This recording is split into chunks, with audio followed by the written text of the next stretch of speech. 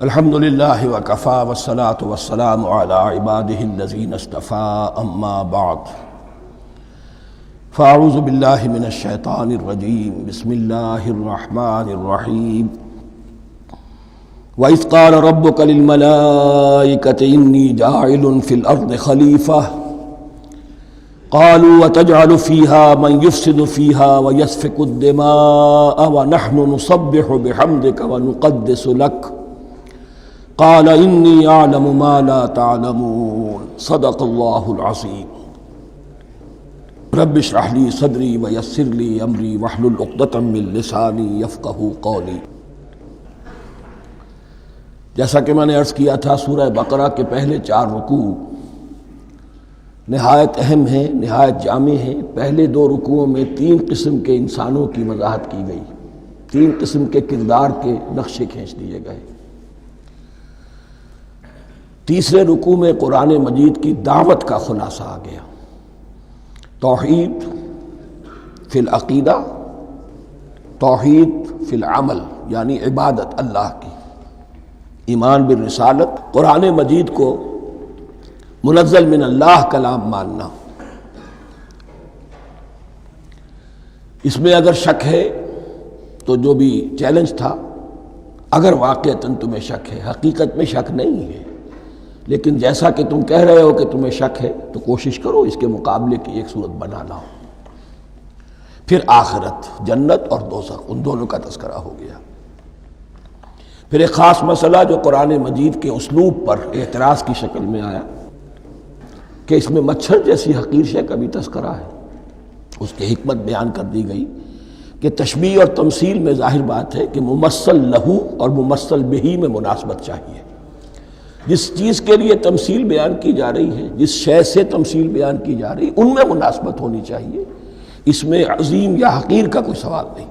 پھر یہ بات کہ جن لوگوں کے دلوں میں زیغ ہے، کجی ہے، وہ اس قرآن سے بھی ان کی ضلالت میں، گمراہی میں اضافہ ہوگا۔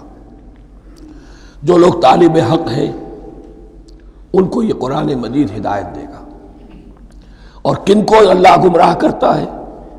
جو سرکش ہے، جو نمبر 1 اللہ سے جو عہد کر کے دنیا میں آئے تھے اس کی خلاف ورزی کر رہے ہیں، اور صلہ رحمی کے بجائے قطع رحمی کرتے ہیں۔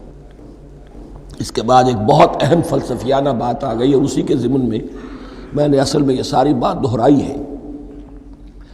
میں نے کہا تھا کہ یہ بات واضح ہوگی آگے جا کر سورہ غافر میں۔ پھر ذہن میں لائیے کہ جب یہ صورت نازل ہوئی ہے، سورہ غافر نازل ہو چکی تھی، لہذا یہاں اجمالی تذکرہ ہے، وہاں تفصیلی تذکرہ ہے۔ اہل جہنم کا قول نقل ہوا ہے، ربنا امتنا اثنتین واحییتنا اثنتین فاعترفنا بذنوبنا فہل الی خروج من سبیل۔ اے اللہ، تو نے 2 مرتبہ ہم پر موت وارد کی، 2 مرتبہ ہمیں زندہ کیا، اب ہم نے اپنے قصور تسلیم کر لیے، تو اب یہاں سے بھی کوئی اور مرحلہ ہے یا نہیں؟ یہاں سے نکلنے کا بھی کوئی راستہ ہے یا نہیں؟ اس سے حقیقت یہ واضح ہوئی، انسان کی تخلیق اول ہوئی عالم ارواح میں، صرف ارواح کی حیثیت سے، اور حدیث میں آتا ہے الارواح جنود مجندہ، لشکروں کی شکل، تمام انسان۔ ان سے عہد لیا گیا الست بربکم قالوا بلا، پھر سلا دیا گیا ارواح کو۔ یہ گویا کہ پہلی موت تھی جو ہم گزار آئے۔ پھر عالم خلق کا مرحلہ آیا۔ عالم خلق میں یہ تناسل کے ذریعے سے رحم مادر میں جب ایک جنین تیار ہوتا ہے تو ایک حدیث ہے حضرت عبداللہ ابن مسعود سے، 4 مہینے کا جب جنین ہو جاتا ہے تو اس کے بعد وہ روح لا کر اس میں پھونک دی جاتی ہے۔ یہ گویا کہ احیاء اولا ہو گیا، پہلی مرتبہ کا زندہ کیا جانا، پہلی موت کی نیند سے جگا دیا گیا۔ اے تازہ واردان بساط ہوائے دل، اب ہم اس دنیا میں اس جسد کے ساتھ زندہ ہوئے، اب پھر موت آئے گی، جسد یہی چلا جائے گا جہاں سے آیا تھا، روح جہاں سے آئی تھی وہاں واپس جائے گی۔ ثم یمیتکم ثم یحییکم ثم الیہ ترجعون، پھر تمہیں اللہ کی طرف لوٹا دیا جائے گا۔ یہ ہے بہت گہرا نقطہ فلسفہ دین کا۔ اس کے بعد مضمون شروع ہو رہا ہے خلافت کا، جس کا اجمالی جو ہے تذکرہ تیسرے رکوع کی آخری آیت میں آ گیا۔ هو الذی خلق لکم ما فی الارض جمیعا، زمین میں جو کچھ ہے اے انسانوں تمہارے لیے پیدا کیا گیا۔ اسی کے ساتھ جڑتا ہوا مضمون اب خلافت کا آ رہا ہے۔ وَإِذْ قَالَ رَبُّكَ لِلْمَلَائِكَةِ إِنِّي جَاعِلٌ فِي الْأَرْضِ خَلِيفَةً، اور یاد کرو جب کہ کہا تھا تمہارے رب نے فرشتوں سے، میں بنانے والا ہوں زمین میں ایک خلیفہ۔ اب خلیفہ کی حقیقت کو سمجھیے، خلیفہ کسے کہتے ہیں؟ نائب۔ عام طور پر لوگوں کو مغالطہ ہوتا ہے کہ خلیفہ جانشین جو ہے وہ تو کسی کے موت کے بعد ہوتا ہے، زندگی میں تو نہیں ہوتا۔ لیکن یہاں اصل میں ہمارے لیے بہت آسان ہے، انسان کی جو اصل حقیقت ہے اس دنیا میں اس کو سمجھنے کے لیے یوں سمجھیے کہ ہم آج سے 50 سال پہلے انگریز کے غلام تھے۔ ہمارا بادشاہ یا ملکہ انگلستان میں تھا یا تھی، دہلی میں وائس رائے ہوتا تھا۔ وائس رائے کا کام کیا ہے؟ جو حکم آیا ہے ہز میجسٹیز گورنمنٹ کا یا ہر میجسٹیز گورنمنٹ کا جو حکم آیا ہے بلا چون و چرا، بغیر کسی تغیر اور تبدل کے نافذ کرے۔ ہاں جہاں کوئی حکم وہاں سے نہیں ہے تو یہاں کے حالات میں بہترین اپنی رائے قائم کرے، غور و فکر کرے، یہاں کی مصلحتیں کیا ہے، جو چیز بھی امپائر کی مصلحت میں ہو اس کے مطابق فیصلہ کر سکتا ہے۔ بین ہی یہی رشتہ ہے۔ اللہ ہے لیکن اللہ نے اپنے آپ کو غیب کے پردے میں چھپا لیا ہے۔ زمین پر انسان ہے، اب انسان کا کام یہ ہے جو ہدایت آ رہی ہے اللہ کی طرف سے اس پر تو بے چون و چرا عمل کرے۔ جہاں کوئی ایکسپریس ہدایت نہیں ہے، کوئی واضح ہدایت نہیں ہے، وہاں اپنے بیسٹ ججمنٹ کو ایکسرسائز کرے۔ اسی کا نام اجتہاد ہے۔ غور و فکر کرے، سوچے، اور جو بات روح دین کے زیادہ سے زیادہ مطابقت رکھنے والی ہو اس کو اختیار کر لے۔ بین ہی یہی رشتہ ہے در حقیقت رشتہ خلافت کہ جو اللہ اور انسان کے مابین ہے۔ اب یہ جو دی گئی ہے یہ حیثیت تمام انسانوں کو دی گئی ہے۔ پوٹینشلی ہر انسان اللہ کا خلیفہ ہے، لیکن جو اللہ کا باغی ہو جائے، جو خود حاکمیت کا مدعی ہو گیا، گویا کہ وہ باغی ہے۔ اب اگر شاہ جہان بادشاہ تھا، اس کا کوئی ولی عہد تھا، اور ولی عہد جو ہے صبر نہیں کر سکتا، اپنے باپ کی زندگی ہی میں بغاوت کر دیتا ہے، حکومت حاصل کرنا چاہتا ہے، تو اب وہ کیا ہے؟ واجب القتل ہے۔ جو لوگ بھی حاکمیت کے مدعی ہو گئے، ویسے تو حقیقت واجب القتل ہے، لیکن دنیا میں مہلت دی ہے اللہ نے، یہ دارالامتحان ہے، فوراً قتل نہیں کرتا، فوراً ختم نہیں کرتا۔ وَلَوْلَا كَلِمَةٌ سَبَقَتْ مِن رَبِّكَ إِلَىٰ أَجَلٍ مُّسَمًّى لَقُضِيَ بَيْنَهُمْ، اگر یہ پہلے بات طے نہ ہو چکی ہوتی، ایک وقت معین تک کے لیے انہیں مہلت اللہ نے نہ دی ہوتی تو اللہ فیصلہ چکا دیتا، لیکن مہلت دی ہے۔ لیکن کم سے کم اتنی سزا ملتی ہے کہ اب وہ خلافت کے حق سے محروم کر دیے گئے۔ گویا کہ اب خلافت دنیا میں ہوگی خلافت المسلمین، صرف وہی شخص کہ جو اللہ کو مانے اپنا حاکم مطلق، وہ خلافت کا اہل ہے۔ تو یہ چند باتیں خلافت کی اصل حقیقت کے ضمن میں یہیں پر سمجھ لیجیے۔ وَإِذْ قَالَ رَبُّكَ لِلْمَلَائِكَةِ إِنِّي جَاعِلٌ فِي الْأَرْضِ خَلِيفَةً قَالُوا أَتَجْعَلُ فِيهَا مَن يُفْسِدُ فِيهَا وَيَسْفِكُ الدِّمَاءَ وَنَحْنُ نُسَبِّحُ بِحَمْدِكَ وَنُقَدِّسُ لَكَ۔ اور یاد کرو جب کہ تمہارے رب نے کہا تھا فرشتوں سے کہ میں زمین میں خلیفہ بنانے والا ہوں، تو انہوں نے کہا کہ کیا تو بنائے گا اس میں جو فساد مچائے گا، اس میں اور خوریزی کرے گا۔ وَنَحْنُ نُسَبِّحُ بِحَمْدِكَ وَنُقَدِّسُ لَكَ، ہم آپ کی تسبیح اور تحمید اور آپ کی تقدیس میں لگے ہوئے ہیں۔ قَالَ إِنِّي أَعْلَمُ مَا لَا تَعْلَمُونَ، فرمایا میں جانتا ہوں جو تم نہیں جانتے۔ اب یہاں سوال پیدا ہوتا ہے کہ فرشتوں کو یہ گمان کیسے ہوا یا یہ خیال کیسے ہوا؟ دو رائے ہیں اس میں۔ ایک تو یہ کہ انسان کی تخلیق سے پہلے اس دنیا میں جنات تھے، اور انہیں بھی کچھ اللہ نے تھوڑا سا اختیار دیا تھا اور انہوں نے یہاں فساد مچایا۔ انہی پر قیاس کرتے ہوئے فرشتوں نے سمجھا کہ انسان بھی پھر زمین میں فساد مچائے گا، خوریزی کرے گا۔ ایک دوسری اصولی بات یہ کہی گئی ہے کہ خلافت کا لفظ جب استعمال ہوا تو اس کے معنی ہے کہ کوئی نہ کوئی اختیار بھی ملے گا۔ جنات کے بارے میں خلافت کا لفظ کہیں نہیں آیا، انسان کے بارے میں آ رہا ہے۔ خلیفہ بالکل بے اختیار نہیں ہوتا، جیسا کہ میں نے عرض کیا، جہاں واضح حکم ہے تو اس کی تو تنفیذ، یہاں نہیں ہے وہاں اپنی رائے سے جتنا بھی بہتر سے بہتر سوچ سکتا ہو انسان رائے قائم کرے۔ یہ اختیار جو ہے، ظاہر بات ہے جہاں اختیار ہوگا صحیح استعمال ہونے کا بھی امکان ہے، غلط استعمال ہونے کا بھی امکان ہے۔ اختیار تو بلکہ یہ کہ آپ کا پولیٹیکل سائنس کا تو ایکسیم یہ ہے، authority turns to corrupt and absolute authority corrupts absolutely۔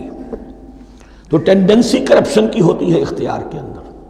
اس بنا پر انہوں نے قیاس کیا کہ اس میں فساد ہوگا، خوریزی ہوگی۔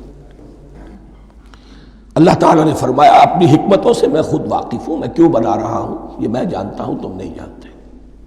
وَعَلَّمَ آدَمَ الْأَسْمَاءَ كُلَّهَا، اور اللہ نے سکھا دیے آدم کو تمام کے تمام نام۔ اب اس میں بھی ایک رائے تو یہ ہے، بلکہ اس میں تقریباً اجماع ہے مفسرین کا، کہ اس سے مراد ہے تمام اشیاء کے نام، اور تمام اشیاء کے نام سے مراد ہے ان کی حقیقت کا علم۔ ہیومن نالج جو ہے، اگر آپ اس کا تجزیہ کریں گے تو وہ یہی ہے کہ انسان ایک چیز کو پہچانتا ہے، پھر اس کے لیے ایک نام رکھتا ہے یا کوئی ٹرم اس کے لیے قائم کرتا ہے۔ اس نام یا ٹرم اور اس کے حوالے سے، اصطلاح کے حوالے سے بہت سے حقائق کو اپنے ذہن کے اندر محفوظ کرتا ہے۔ تو گویا کہ ان علمہ آدم الاسماء کلہا، تمام نام سکھا دیے کل مادی کائنات کے اندر جو کچھ وجود میں آنے والا تھا، ان سب کی حقیقت سے پوٹینشلی حضرت آدم کو آگاہ کر دیا۔ یہ پوٹینشل علم ہے، ہیومن نالج، جو ایکوائرڈ نالج ہے، جو انسان کو سم اور بسم اور اپنے اس دماغ کے کمپیوٹر کے ذریعے سے حاصل ہوتا ہے۔ ایک ہے ریویلڈ نالج جو اللہ وحی کے ذریعے سے بھیجتا ہے، ایک ہے ایکوائرڈ نالج، انسان خود علم حاصل کرتا ہے۔ اس نے آنکھوں سے دیکھا، کان سے سنا، نتیجہ نکالا، اور اس کمپیوٹر نے اس کو پروسیس کیا، اس نتیجے کو کہیں میموری کے اندر سٹور کر لیا۔ یہ کمپیوٹر ہے بہت بڑا۔ پھر کچھ اور دیکھا، کچھ اور سنا، کچھ چھو کر معلوم ہوا، کچھ چکھ کر معلوم ہوا، کچھ سونگھ کر معلوم ہوا، کوئی اور نتیجہ نکلا، اسے وہ پاس میموری کے ساتھ اس کو ٹیلی کیا اور نتیجہ نکالا۔ اس طرح رفتہ رفتہ ان السمع والبصر والفؤاد کل اولئک کان عنہ مسئولا، یہ ایکوائرڈ نالج تین چیزوں سے انسان کو حاصل ہو رہا ہے، سماعت، بصارت اور یہ عقل، جو فائدہ اخذ کرتی ہے، جو اس کو پروسیس کرتی ہے، اس تمام جو سینس ڈیٹا اس کو مہیا ہوتا ہے سینس آرگنز کے ذریعے سے۔ یہ علم ہے جو پوٹینشلی حضرت آدم کو دے دیا گیا۔ اس کی ایکسفولیشن ہو رہی ہے، اب درجہ بدرجہ وہ علم پھیل رہا ہے، بڑھ رہا ہے، اور بڑھتے بڑھتے کہاں تک پہنچے گا ہم کچھ نہیں کہہ سکتے۔ کہاں سے کہاں پہنچ گیا انسان۔ اس نصف صدی کے اندر علم انسانی میں جو ایکسپلوژن ہوا ہے، میں اور آپ اس کا تصور تک نہیں کر سکتے۔ اکثر بڑے بڑے جو سائنسدان ہیں انہیں تصور نہیں ہے، اس لیے کہ ایک شخص اپنی لائن فزکس کے بارے میں جانتا ہے کیا کچھ ہو گیا، یا فزکس کی بھی کسی شاخ کے بارے میں جانتا ہے، باقی دوسری جو لائن ہے اسے کچھ پتہ نہیں۔ اسپیشلائزیشن کا دور ہے، لہذا جو ایکسپلوژن کہا جائے، دھماکہ ہوا ہے علم کا، اس کا کوئی اندازہ نہیں ہے ہمارے پاس، اور کس تیزی کے ساتھ وہ چیز آگے بڑھ رہی ہے، کس تیزی کے ساتھ ایک چیز آج جو ایجاد ہوئی چند دنوں کے اندر اندر اس کے بعد اس کا نیا کوئی ورشن آ جاتا ہے اور یہ چیز جو ہے آبسولیٹ ہو جاتی ہے۔ کمیونیکیشن کے اندر جو انقلاب عظیم برپا ہوا، تو آپ یہ سمجھیے کہ اقبال نے جو شعر کبھی کہا تھا کہ عروج آدم خاکی سے انجم سہمے جاتے ہیں، کہ یہ ٹوٹا ہوا تارا مہ کامل نہ بن جائے۔ اور یہ مہ کامل بنے گا کب؟ جب دجال کی شکل اختیار کرے گا۔ دجال کون ہوگا؟ جو ان تمام قواعد طبیعہ کے اوپر قابو پا لے گا، جب چاہے گا جہاں چاہے گا بارش برسائے گا، رزق کے تمام خزانے اپنے ہاتھ میں لے لے گا، جو اس کے اوپر ایمان لائے گا اسی کو ملے گا، کسی اور کو نہیں ملے گا، اس کی آواز پوری دنیا میں سنائی دے گی، وہ چند دنوں کے اندر پوری دنیا کا چکر لگا لے گا۔ یہ ساری چیزیں جو حدیث میں دجال کے بارے میں آئی ہیں وہ اسی علم آدم ایکوائرڈ نالج کے اس حد کو پہنچ جانا کہ وہ ٹوٹل مسٹریز نیچر کی جو ہے وہ اس پر منکشف ہو جائے اور ان قواعد طبیعہ کو وہ ہارنس کر لے، قابو میں لے آئے اور انہیں استعمال کرے۔ کبھی جب ہمارے کسی بہت 200-300ویں کوئی پیڑھی میں کوئی ہمارے جد امجد ہوں گے جنہوں نے کوئی چٹان دیکھی کہ گری، پتھر پر پتھر ٹکرایا تو آگ اس میں سے شعلہ نکلا، اس کا یہ مشاہدہ کافی ہو گیا آگ پیدا کرنے کے لیے۔ پتھروں کو ٹکراؤ آگ پیدا کر لو۔ یہ اس دور کی سب سے بڑی ایجاد تھی، آگ، انرجی۔ اب وہ انرجی کہاں سے کہاں پہنچی، وہ آگ نے بھاپ کی شکل اختیار کی، پھر ہم نے بجلی ایجاد کی، اور کب کیا ہے ایٹمک انرجی ہے اور نہ معلوم کیا کیا ہے، اللہ اعلم۔ ان تمام چیزوں کا تعلق ہے خلافت ارضی کے ساتھ، لہذا فرشتوں کو جو بتایا گیا وہ یہ ہے کہ آدم کو علم بھی دیا جا رہا ہے، صرف اختیار ہی نہیں دیا جا رہا، علم دیا جا رہا ہے۔ وَعَلَّمَ آدَمَ الْأَسْمَاءَ كُلَّهَا ثُمَّ عَرَضَهُمْ عَلَى الْمَلَائِكَةِ، پھر ان تمام اشیاء کو پیش کیا فرشتوں کے سامنے۔ فَقَالَ أَنبِئُونِي بِأَسْمَاءِ هَؤُلَاءِ، اور فرمایا کہ مجھے بتاؤ ان چیزوں کے نام، ان کنتم صادقین، اگر تم سچے ہو۔ قالوا سبحانک لا علم لنا الا ما علمتنا، انہوں نے کہا پروردگار تو پاک ہے ہر نقص سے، ہر عیب سے، ہر ضعف سے، ہر احتیاج سے، مبرہ ہے، منزہ ہے، اعلیٰ ہے، ارفع ہے۔ لا علم لنا الا ما علمتنا، ہمیں کوئی علم حاصل نہیں سوائے اس کے جو تو نے ہمیں سکھا دیا ہے۔ اس کی تعبیر یہی بہتر معلوم ہوتی ہے کہ ملائکہ کی حیثیت در حقیقت اس کائناتی جو حکومت ہے اللہ کی، آفاقی حکومت، اس کے کارندوں کی ہے، یہ اس کے سول سرونٹس ہیں، تو ہر ایک کو صرف اس کے شعبے کے متعلق علم دیا گیا ہے، علم جامع نہیں ہے، تمام چیزوں کا علم یہ معلوم کرنے کی استعداد ان کے پاس نہیں ہے۔ کوئی فرشتہ فرض کیجئے بارش کے اوپر مامور ہے، کوئی پہاڑوں پر مامور ہے، جس کا ذکر سیرت میں آتا ہے کہ جب طائف میں حضور پر پتھراؤ ہوا ہے تو اس کے بعد ایک فرشتہ حاضر ہوا ہے کہ میں ملک الجبال ہوں، اللہ نے مجھے پہاڑوں پر مامور کیا ہوا ہے، آپ اگر فرمائیں تو جن لوگوں نے آپ کو ستایا ہے، یہ جو طائف جن دو پہاڑوں کے درمیان یہ وادی ہے، ان کو آپس میں ٹکرا دو کہ یہ پس کر اور سرما بن جائے۔ آپ نے فرمایا نہیں، کیا عجب، اللہ تعالیٰ ان کی اگلی نسلوں کو ہدایت دے دے۔ تو فرشتے ہیں، کوئی پہاڑوں پر مامور ہے، کوئی کسی خدمت پر مامور ہے، ان کو علم دیا گیا ہے صرف انہی کی اپنی جو بھی فرائض منصبی ہیں ان کے شعبے سے متعلق، کل نہیں۔ جامعیت جو ہے علم کی وہ ہے کہ جو حضرت آدم علیہ السلام کو پوٹینشلی دے دی گئی اور جو اب بڑھتے بڑھتے ایک بہت تراور درخت بن چکا۔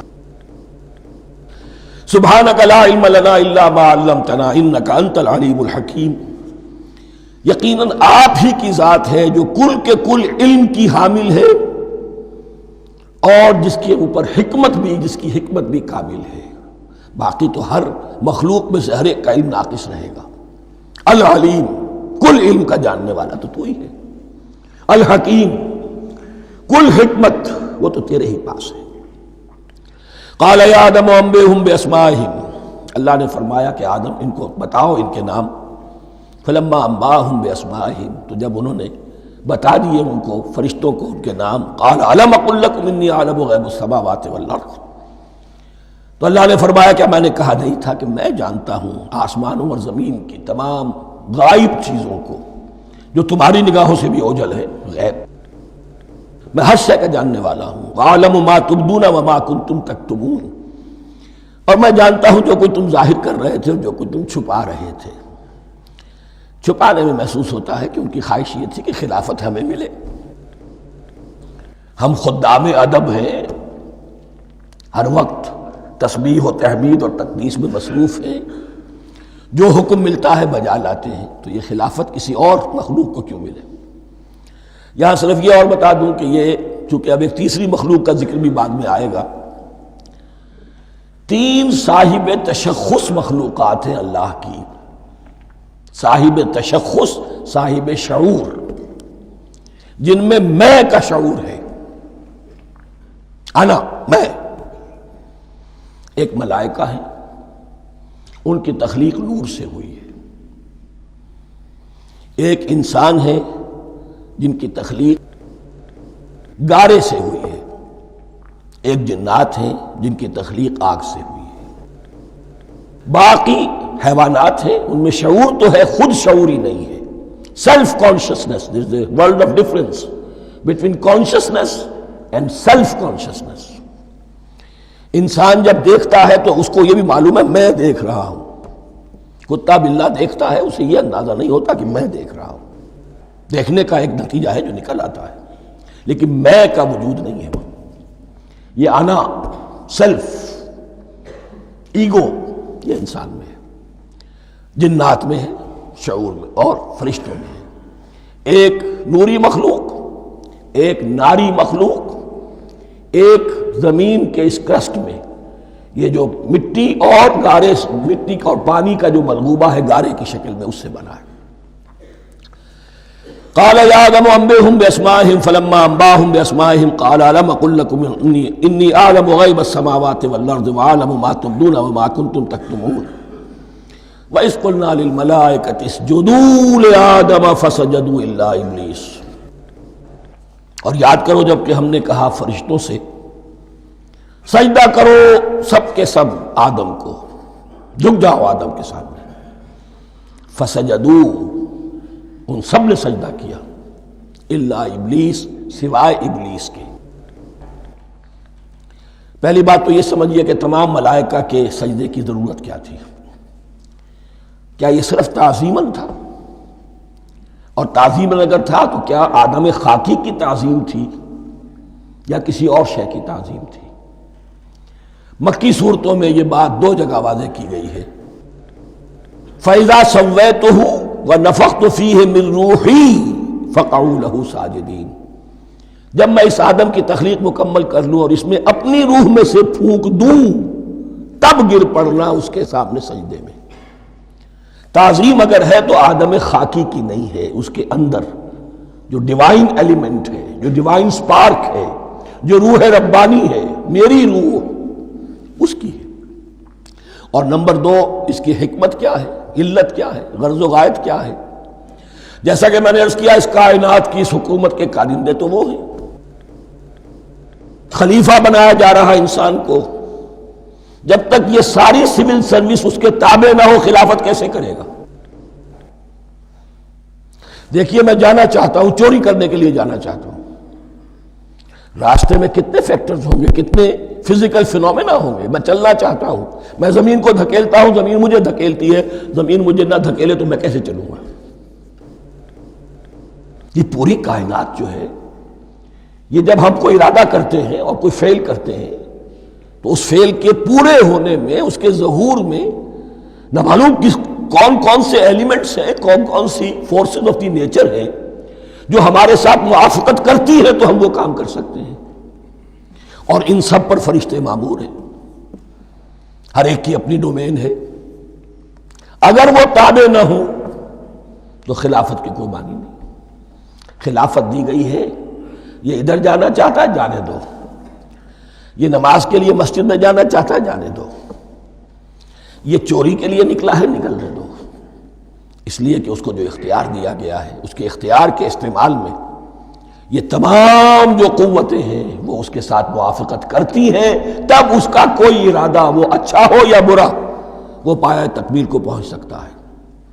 یہ گویا کہ سبارڈینیشن اس کے لیے سمبل کہ تمام فرشتوں کو جھکا دیا گیا۔ البتہ اس آیت میں ایک مغالطہ پیدا ہوتا ہے، الا ابلیس، سوائے ابلیس کے۔ مغالطہ یہ پیدا ہوتا ہے کہ شاید وہ بھی فرشتہ تھا، اس لیے کہ حکم تو فرشتوں کو دیا گیا تھا۔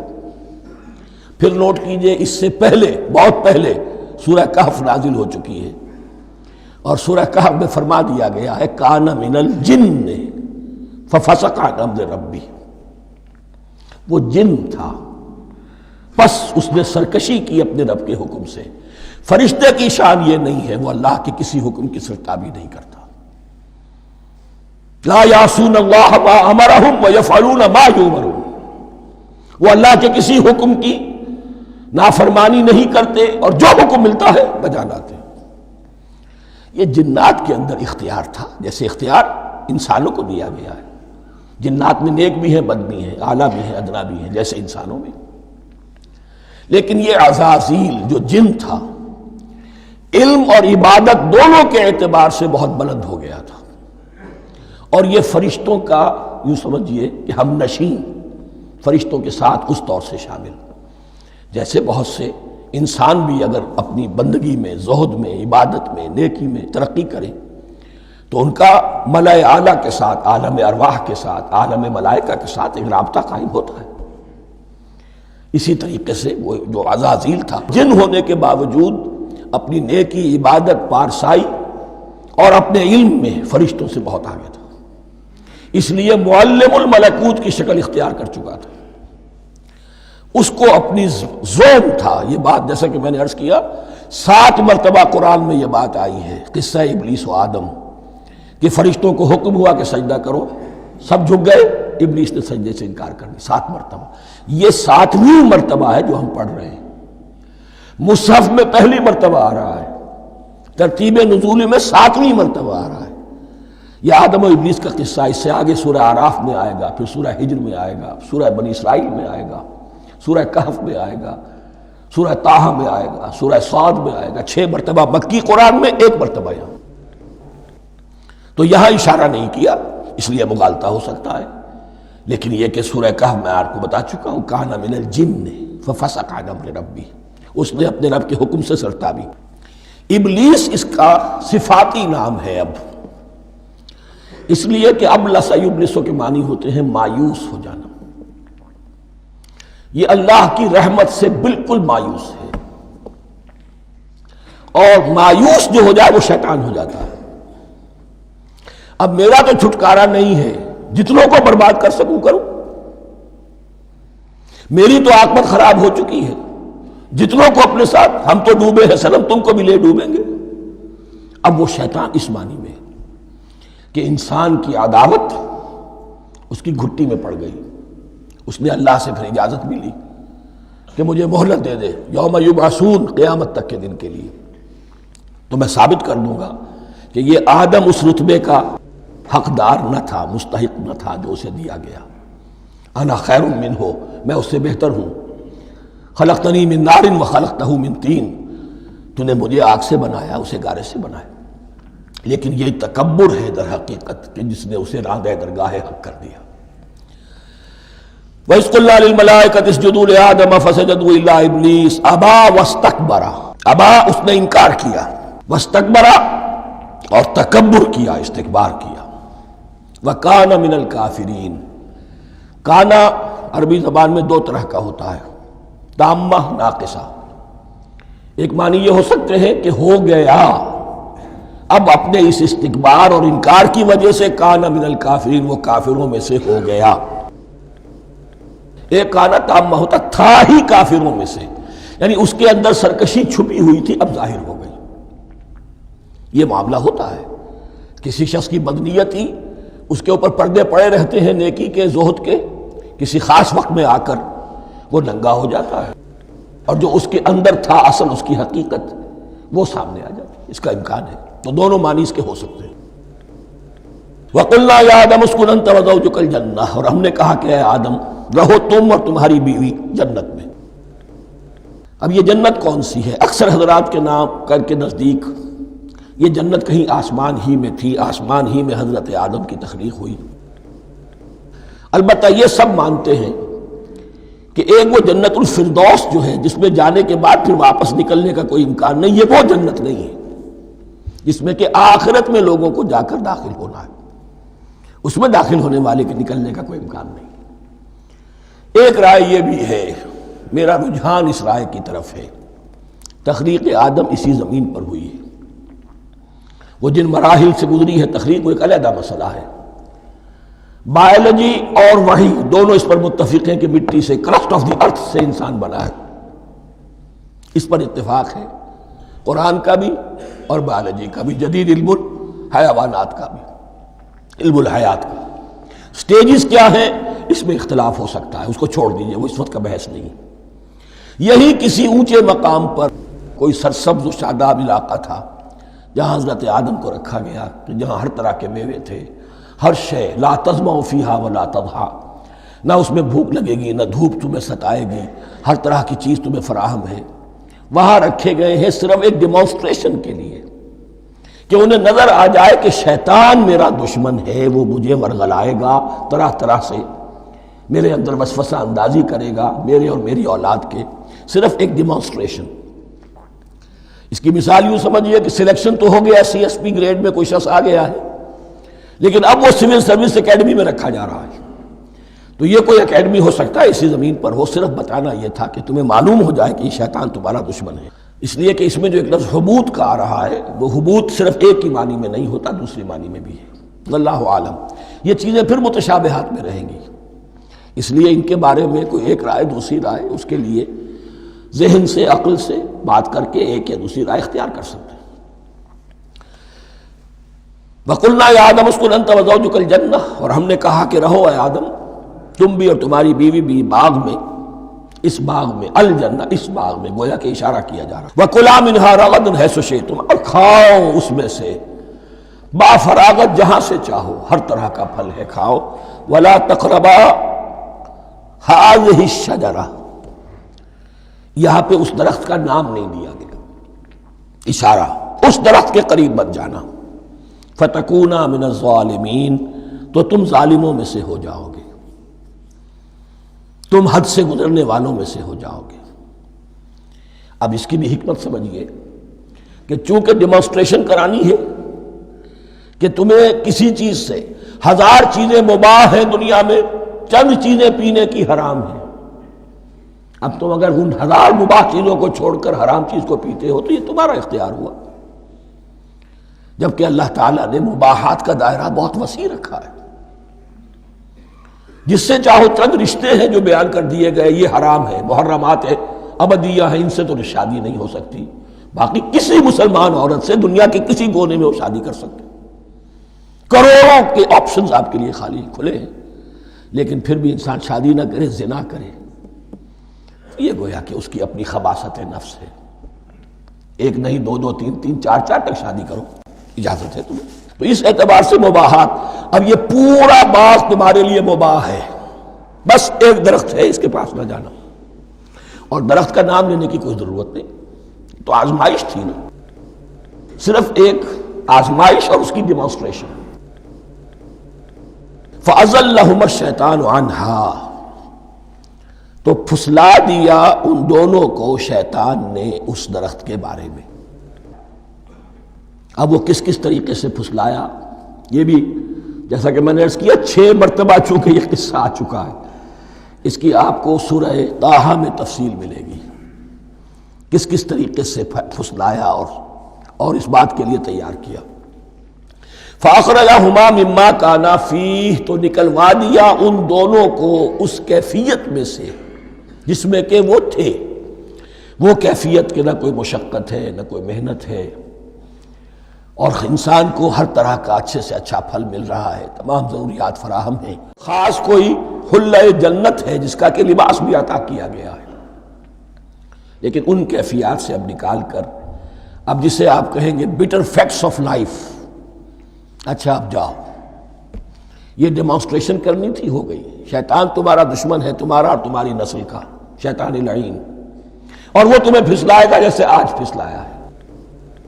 تم آگاہ رہنا اس کی شرارتوں سے، ان الشیطان لکم عدو فاتخذوہ عدوا، یہ شیطان تمہارا دشمن ہے، اسے اپنا دشمن ہی سمجھو، لیکن یہ ہے کہ اگر کچھ لوگ اسے دوست بنا لیں، اس کے ایجنٹ بن جائیں، اس کے کارندے بن جائیں، یہ ان کا چوائس ہے جس کی سزا انہیں ملے گی۔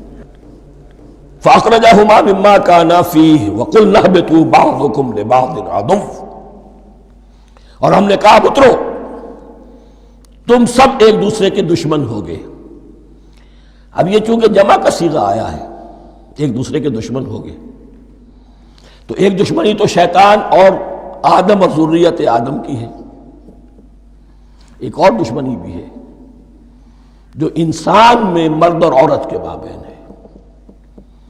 عورت بھی پھسلاتی ہے، غلط راستے پر ڈالتی ہے، مرد عورتوں کو گمراہ کرتے ہیں، عورتیں مردوں کو گمراہ کرتی ہیں۔ قرآن مجید میں کہا گیا یا ایھا الذین آمنوا ان من ازواجکم واولادکم عدوا لکم فاحذروہم، اہل ایمان چوکنے رہو، چوکس رہو، تمہاری بیویوں اور اولاد میں سے تمہارے دشمن ہیں، بچ کر رہو، کیپ الرٹ، کہیں ان کی محبت تمہیں راہ حق سے منحرف نہ کر دے۔ تم ایک اچھا کام کرنا چاہتے ہو، بیوی رکاوٹ بن گئی، بیوی کو اچھا کام کرنا چاہتی، شوہر رکاوٹ بن گیا، تو یہ محبت نہیں ہے، یہ عداوت ہے۔ اس حوالے سے بعضکم لبعض عدو ولکم فی الارض مستقر ومتاع الی حین، اور تمہارے لیے اب زمین میں مستقر ہے، جائے قیام ہے، اور متاع ہے، ضرورت کی چیزیں ہیں، ہم نے فراہم کر دی ہیں، الی حین، لیکن ایک وقت معین تک کے لیے، یہ ابدی نہیں ہے، ایک وقت آئے گا یہ بساط ہم لپیٹ دیں گے۔ یوم نطوی السماء کطی السجل للکتب، جس دن کہ ہم تمام فضاؤں کو اور تمام خلاؤں کو، تمام آسمانوں کو اس طرح لپیٹ لیں گے جیسے کتابوں کا تمار لپیٹ لیا جاتا ہے۔ ایک وقت آئے گا، یہ تخلیق الی اجل مسمى ہے، الی حین ہے۔ فتلقى آدم من ربہ کلمات فتاب علیہ، تو سیکھ لیے، حاصل کر لیے آدم نے اپنے رب سے کچھ کلمات، تو اللہ نے ان کی توبہ قبول کر لی۔ اب اس کی وضاحت سورہ اعراف میں ہے، یہ تو چونکہ پس منظر میں وہ 2/3 قرآن موجود ہے، اس کی وضاحت کیا ہے کہ حضرت آدم میں سخت پشیمانی پیدا ہوئی ہے، میں نے کیا کیا، مجھ سے خطا سرزد ہو گئی، اللہ کے حکم کی میں نے خلاف ورزی کی، لیکن ان کے پاس الفاظ نہیں تھے کن الفاظ میں اللہ سے استغفار کریں، کن الفاظ میں اللہ سے معافی چاہیں۔ اللہ کی رحمت یہ ہوئی کہ اللہ نے الفاظ انہیں خود تلقین فرما دی۔ یہ اللہ کی شان رحیمی ہے۔ اصل شے جو ہے وہ انسان کے اندر گناہ پر ندامت کا پیدا ہو جانا ہے، یہ اصل توبہ ہے۔ علامہ اقبال نے جو بڑی اپنی آغاز عنفوان شباب میں جو اشعار کہے تھے، ان میں سے ایک شعر کو سن کر پھڑک اٹھے تھے اس وقت کے اساتذہ بھی، موتی سمجھ کے شان کریمی نے چن لیے قطرے جو تھے میرے عرق انفعال کے۔ انفعال کہتے ہیں شرمندگی کو، شرمندگی سے میری پیشانی پر جو پسینے کے قطرے نمودار ہو گئے، میرے پروردگار کو وہ اتنے عزیز ہوئے، اس نے انہیں موتی کی طرح چن لیا۔ موتی سمجھ کے شان کریمی نے چن لیے قطرے جو تھے میرے عرق انفعال کے۔ تو فتلقى آدم من ربہ کلمات، ان پر پچھتاوا ہوا، ندامت ہوئی، اللہ نے انہیں الفاظ، وہ الفاظ کیا تھے وہ سورہ اعراف میں ہیں، ربنا ظلمنا انفسنا وان لم تغفر لنا وترحمنا لنکونن من الخاسرین، اے اللہ ہم نے اپنی جانوں پر ظلم کیا ہے، اور اگر تو نے ہمیں بخش نہ دیا اور رحم نہ فرمایا تو ہم تو خسارہ والوں میں ہو جائیں گے، تباہ ہو جائیں گے، برباد ہو جائیں گے۔ یہی پر فوری تقابل موجود ہے۔ غلطی ابلیس سے بھی ہوئی، حکم سے سرتابی ہوئی، لیکن اس پر ندامت نہیں ہوئی، تکبر کی بنا پر اور اکڑ گیا، انا خیر منہ۔ غلطی آدم سے بھی ہوئی، نافرمانی ہوئی، لیکن اس پر پشیمان ہوئے اور توبہ کی۔ وہ شیطنت ہے، یہ آدمیت ہے، ورنہ کوئی انسان گناہ سے اور معصیت سے مبرہ نہیں ہے۔ حضور کی ایک حدیث ہے کل بنی آدم کلکم خطاؤون، کل بنی آدم خطاؤون وخیر الخطائین التوابون، آدم کے تمام اولاد، تمام انسان خطا کار ہیں، ان خطا کاروں میں بہتر وہ ہیں، اچھے وہ ہیں جو توبہ کرتے ہیں۔ تو یہاں حضرت آدم سے غلطی ہوئی، انہوں نے توبہ کی، پشیمانی ہوئی، ندامت ہوئی، اس نے کی اور اس پر جم گیا۔ اصرار کیا. فتلقى آدم من ربه کلمات فتاب علیہ انہ هو التواب الرحیم. یقیناً وہی تو ہے بہت توبہ کو قبول فرمانے والا اور بہت رحم فرمانے والا. یہ نوٹ کیجئے گا توبہ کا لفظ دونوں طرف سے آتا ہے. بندہ بھی تواب وخیر الخطائین التوابون. تواب بندے بھی ہو گئے، تواب اللہ بھی ہے. اس کی اصل حقیقت کیا ہے؟ بندے نے خطا کی اور دور ہو گیا اللہ سے. اللہ نے اپنی رحمت کی نگاہ اس سے پھیر لی. بندے نے توبہ کی، اللہ پھر اپنی رحمت کے ساتھ اس کی طرف متوجہ ہو گیا. توبہ کے معنی پلٹنا. بندہ معصیت سے توبہ کر کے اپنی اصلاح کی طرف، بندگی کی طرف، اطاعت کی طرف پلٹ آیا. اللہ نے جو اپنی نظر رحمت پھیر لی تھی، اللہ نے پھر وہی اپنی شان غفاری اور رحیمی کے ساتھ بندے کی طرف توجہ فرما لی. جس کے لیے حدیث میں الفاظ آتے ہیں تم اگر میری طرف بالشت بھراؤ گے میں ہاتھ بھراؤں گا، تم اگر چل کر آؤ گے میں دوڑ کر آؤں گا. ہم تو مائل بکرم ہے کوئی سائل ہی نہیں، راہ دکھلائیں کسے رہنم منزل ہی نہیں. وہ تو تواب ہے. بس فرق یہ ہے کہ تابہ بندے کے لیے ہوگا تو الہ ہوگا، تابہ الہ انی تبت الیک. اور جب اللہ کی طرف سے ہوگا تابہ علیہ، وہ اعلیٰ ہوگا، اس پر توبہ کی. یعنی اللہ کی بلند شان ہے تو انسان توبہ کرتا ہے تو اس کی طرف توبہ کرتا ہے. اللہ کی شان کیا ہے؟ وہ توبہ کرتا ہے تو بندے پر اعلیٰ. فتاب علیہ انہ هو التواب الرحیم. قلنا اہبطوا منہا جمیعا. ہم نے کہہ دیا اتر جاؤ اس سے اب تم سب کے سب. فَإِمَّا يَأْتِيَنَّكُم مِّنِّي هُدًى. اب یہاں لفظ آیا اہبطوا، یہاں بھی پہلے بھی آیا ہے.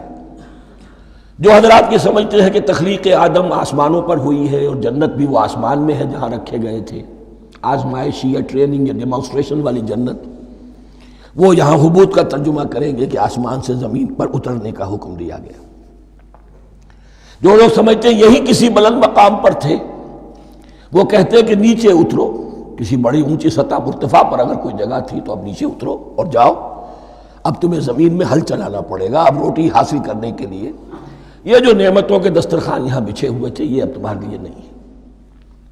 اس کے لیے اس معنی میں اس لفظ کا استعمال جو ہے وہ آ جائے گا آگے چل کر اسی سورہ بقرہ کے اندر، کہ اس معنی میں بھی سورہ بقرہ کے 7ویں رکوع میں یہ لفظ استعمال ہوا ہے. تو امکان اس کا بھی ہے. بس اس سے آگے ادھر یا ادھر کی زیادہ بحث کرنے کا یہ موقع دورہ ترجمہ قرآن میں نہیں ہے.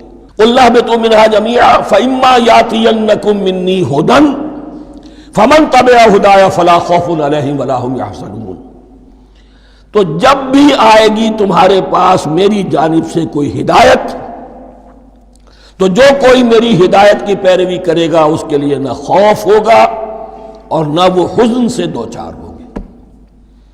یہ ہے علم انسانی کا دوسرا گوشہ، ریویلڈ نالج. اس چوتھے رکوع کی جو حسن ہے اسے دیکھیے. شروع میں ایکوائرڈ نالج کا ذکر ہے جو پوٹینشلی حضرت آدم کی ذات میں رکھ دیا گیا اور جو انسان نے پھر اپنی محنت سے ان السمع والبصر والفؤاد اس کے ذریعے سے آگے بڑھایا. یہ علم ہے چل رہا ہے. آج مغربی اقوام ہم سے بہت آگے ہیں. کبھی ایک زمانے میں مسلمان آگے نکل گئے تھے، لیکن ظاہر بات ہے کہ اس دنیا میں عروج تو انہی کو ہوگا جو ان چیزوں میں سب سے زیادہ جس کی آگہی حاصل ہوگی. البتہ ایک علم وہ ہے جو آسمان سے نازل ہوتا ہے، یہ گیون ہے، ریویلڈ نالج ہے، یہ وحی ہے. فَإِمَّا يَأْتِيَنَّكُم مِّنِّي هُدًى. تمہارے مقام خلافت کا تقاضا یہ ہے جو احکام ہمارے آئے، جو ہدایات ہم بھیجیں ان کو تو پوری طریقے سے اس کی پیروی کرو. فَمَن تَبِعَ هُدَايَ. تو جو کوئی بھی میری ہدایت کی پیروی کرے گا فَلَا خَوْفٌ عَلَيْهِمْ وَلَا هُمْ يَحْزَنُونَ. وَالَّذِينَ كَفَرُوا. اور جو ناشکری کریں گے، کفر کریں گے، انکار کریں گے، وَكَذَّبُوا بِآيَاتِنَا. اور ہماری آیات کو جھٹلائیں گے، فَأُولَٰئِكَ أَصْحَابُ النَّارِ هُمْ فِيهَا خَالِدُونَ. تو وہ جہنمی ہوں گے، آگ والے ہوں گے، اس میں ہمیشہ رہیں گے. یہ ہے گویا کہ چارٹر، اس نوع انسانی کو جو ابدی چارٹر اللہ نے دیا ہے، جبکہ زمین کا چارج دے دیا گیا خلیفہ کی حیثیت سے۔ یہاں یہ 4 رکوع جو ہے سورہ بقرہ کے، جو میں نے عرض کیا تھا، قرآن کی دعوت، قرآن کا بنیادی فلسفہ، اس پر یہ جام ہے، اور یہ مکی صورتوں کے مضامین کا خلاصہ۔ اب یہاں سے شروع ہو رہا ہے 5ویں رکوع سے مسلسل 10 رکوع، مسلسل خطاب ہے بنی اسرائیل سے۔ البتہ ان میں ایک تقسیم ہے، پہلے رکوع میں دعوت ہے۔ دعوت جب ہوتی ہے تو آمادہ کرنا، تشویق، ترغیب، دلجوئی، نرمی، یہ دعوت کے اجزاء لا ينفک ہیں، اس کے بغیر دعوت مؤثر نہیں ہوتی۔ لہذا ان 7 آیات میں یہ یوں سمجھیے کہ ان 10 رکوعوں کے لیے یہ بمنزلہ فاتحہ ہے۔ جیسے سورہ فاتحہ 7 آیتوں کی، ایسے ہی اس دعوت سابقہ امت مسلمہ کو دعوت دی جا رہی ہے۔ تو کس طرح دی جا رہی ہے؟ یہ کون تھے؟ یہ بھی مسلمان ہی تو تھے نا، کافر تو ہو گئے حضور کا انکار کر کے، ورنہ وہ موسیٰ کے ماننے والے، شریعت ان کے پاس، بڑے بڑے علماء ان میں، علم کا چرچا ان میں، سب کچھ تھا، ان کو دعوت دی جا رہی ہے۔ لیکن میں اس لیے آپ کو چاہتا ہوں، اس کو توجہ دلا رہا ہوں، آج اگر مسلمانوں میں جو غافل ہو گئے، اپنی حقیقت کو بھول گئے، اپنے فرض منصبی سے غافل ہو گئے، دنیا کے اور قوموں کی طرح کی ایک قوم بن کر رہ گئے، اگر کوئی ایک داعی گروہ کھڑا ہو، کوئی جماعت، کوئی فرد، اور اس سے جماعت بنے، تو ظاہر بات ہے سب سے پہلے اسے اسی امت کو دعوت دینی ہوگی، اس لیے کہ دنیا تو اسلام کو پہچانے گی اس امت کے حوالے سے۔ فزیشن ہیل تھائی سیلف، پہلے یہ تو ٹھیک ہو، یہ کہیں پر صحیح اسلام کا نمونہ پیش کرے تو دنیا کو دعوت دے سکو گے، آؤ دیکھو یہ ہے اسلام۔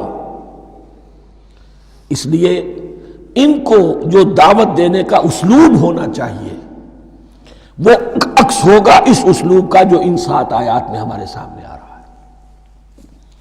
یا بنی اسرائیل اذکروا نعمتی التی انعمت علیکم، اے بنی اسرائیل، اسرائیل کو سمجھ لیجئے یہ مرکب لفظ ہے، اسر اسی سے اسیر بنا ہے، اسیر جو کسی کا قیدی ہوتا ہے، ایل عبرانی میں اللہ کے لیے ہے، اور اسرائیل کا ترجمہ ہے عبداللہ، اللہ کا غلام، اللہ کے ساتھ بندھا ہوا اس کی اطاعت کے قلاتے کے اندر۔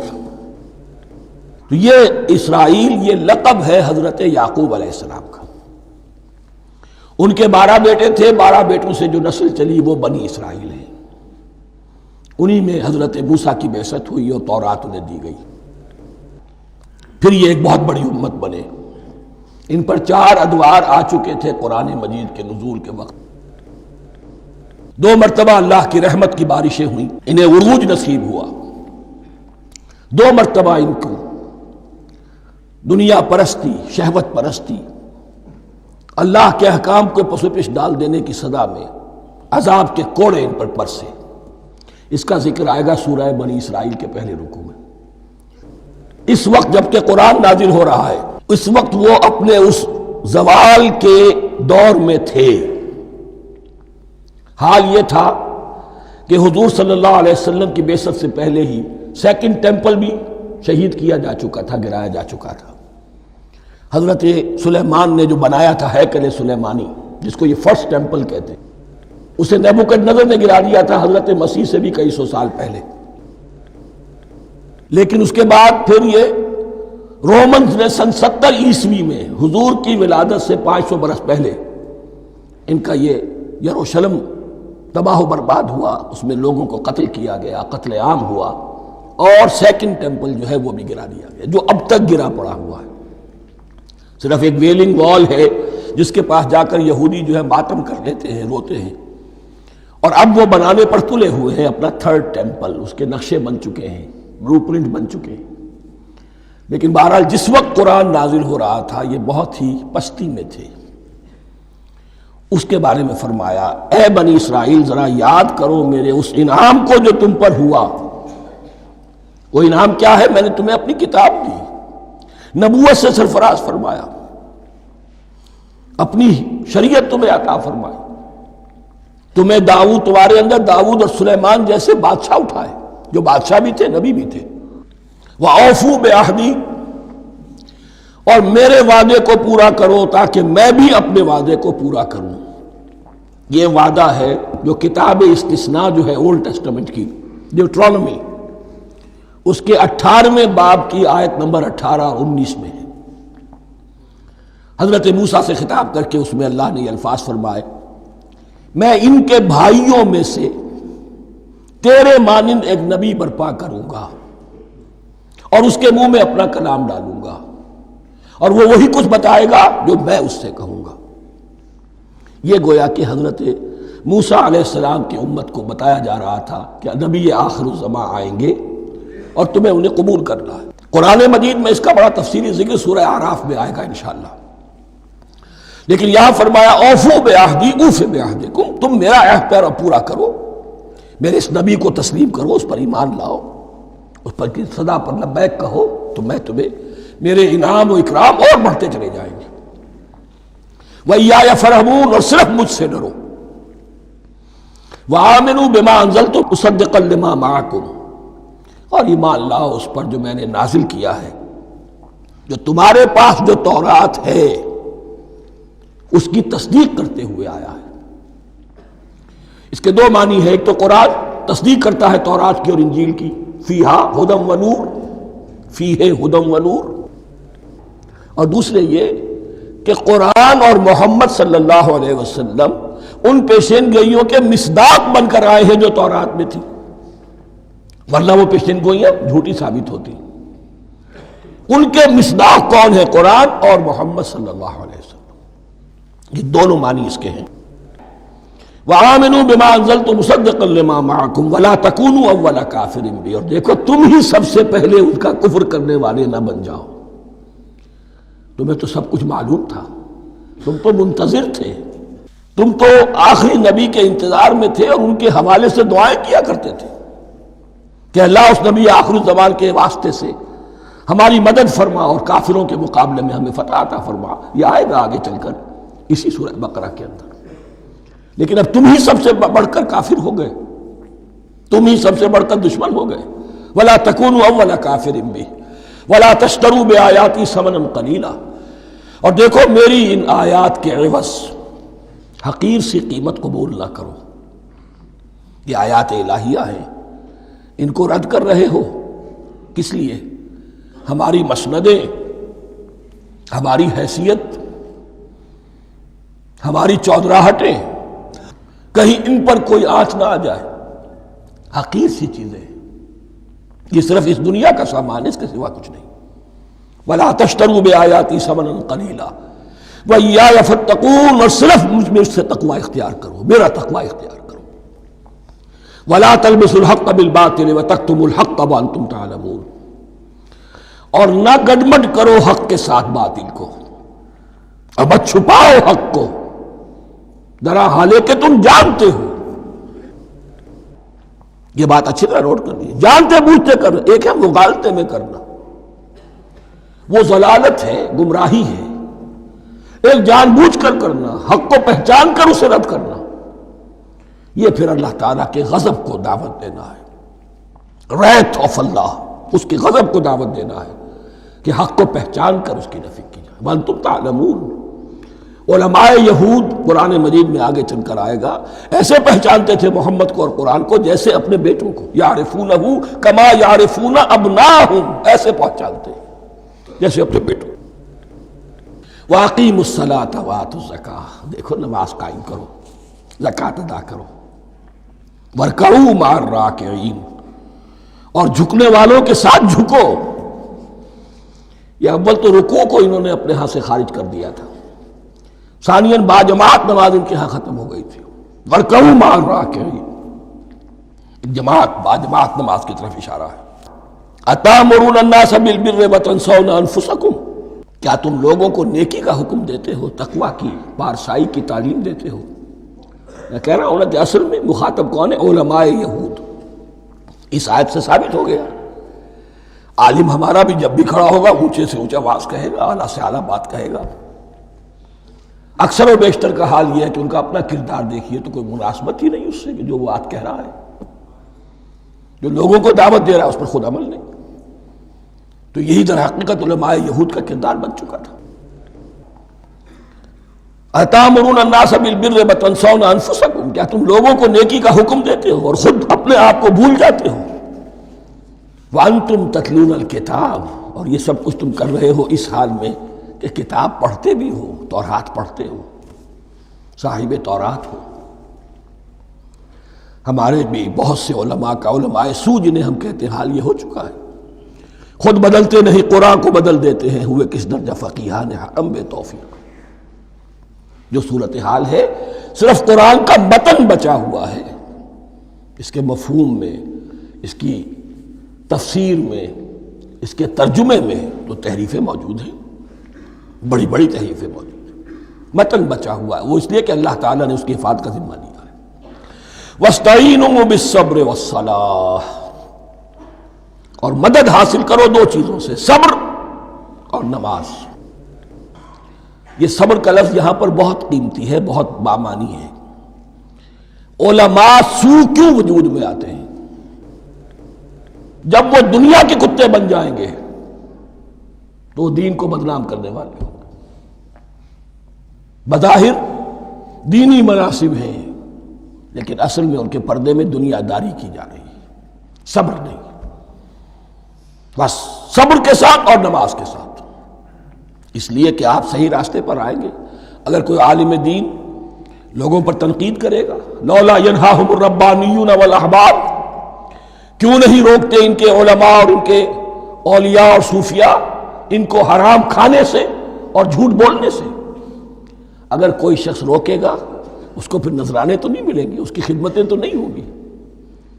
اگر تو دنیا میں صبر اختیار کرنا ہے تب تو آپ حق بات کہہ سکتے ہیں، اور اگر دنیاوی ایمبیشنز ہیں تو پھر آپ کو کہیں نہ کہیں کمپرومائز کرنا پڑے گا۔